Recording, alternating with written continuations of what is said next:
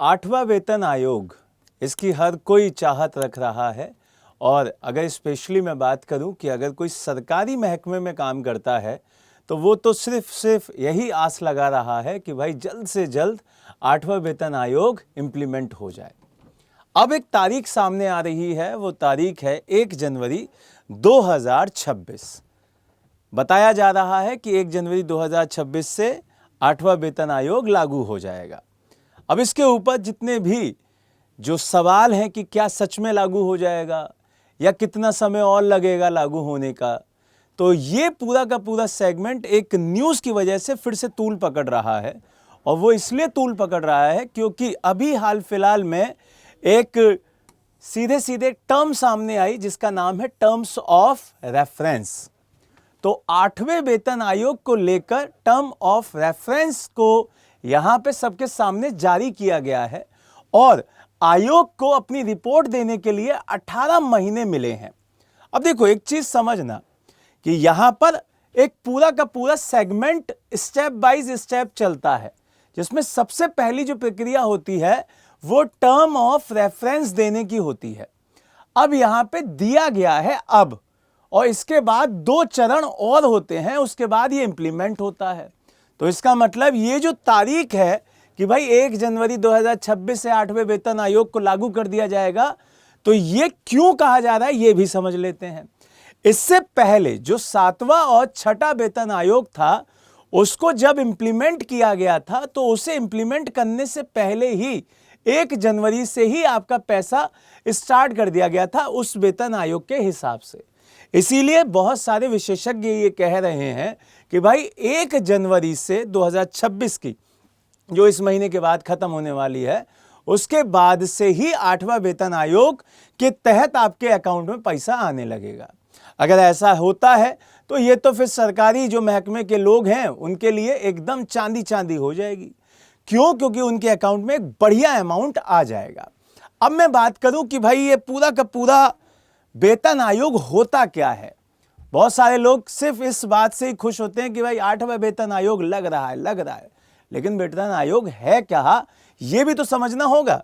तो वेतन आयोग केंद्र सरकार की उच्च स्तरीय समिति होती है जो सरकारी कर्मचारियों के वेतन और भत्तों की समीक्षा करके उसमें सुधार के सुझाव देती है। यहां से आपको आयोग के बारे में पता चल गया कि यह आयोग करता क्या है।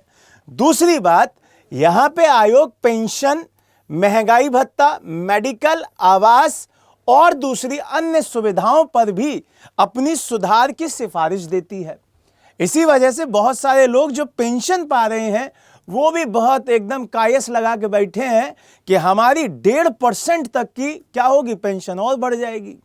यहां से तीसरा पॉइंट एक और आता है कि भारत में हर 10 साल में एक नया वेतन आयोग लागू करवाता है अपनी सिफारिशों को। अब इसी वजह से इससे पहले का जो 7वां वेतन आयोग था वो भी बहुत इंपॉर्टेंट था। यहां से दूसरा एक पॉइंट और समझना होगा कि ये कैसे काम करता है। सबसे इंपॉर्टेंट चीज तो यही आती है जिसमें सबसे महत्वपूर्ण टर्म अभी मैंने समझाई कि यहां पे टर्म्स ऑफ रेफरेंस सबसे पहले जारी किया गया है, अभी जारी किया गया है।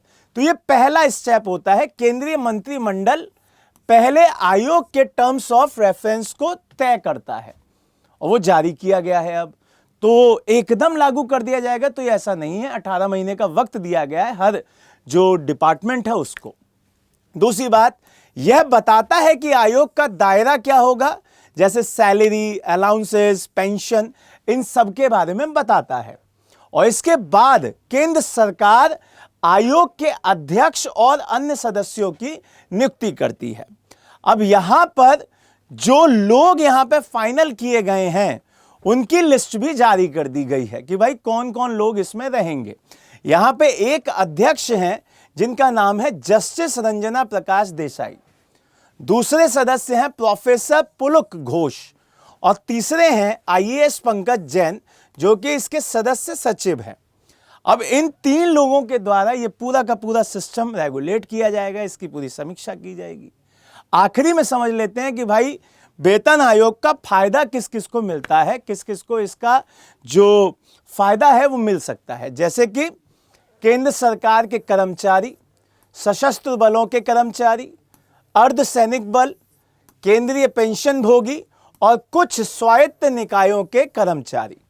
अब आप कहेंगे क्या सर स्टेट वालों को नहीं मिलता है क्या? ये मिलता है, लेकिन स्टेट उसे अलग तरीके से इंप्लीमेंट कराता है। पहले ये केंद्र सरकार के द्वारा इंप्लीमेंट होता है, फिर राज्य सरकार अपने हिसाब से उसे इंप्लीमेंट करती है। क्लियर है ये बात? तो उम्मीद है कि सरकार के द्वारा जो 8वां वेतन आयोग लागू किया जाएगा वो जल्द से जल्द होगा, और जो लोग सरकारी महकमे में काम करते हैं उन्हें बढ़िया गिफ्ट देगी सरकार। अब आप लोगों में से कितने लोग सरकारी महकमे में काम करते हैं और कितने प्राइवेट हैं, वो अपने कमेंट बॉक्स में जरूर बताइएगा। जय हिंद, जय भारत।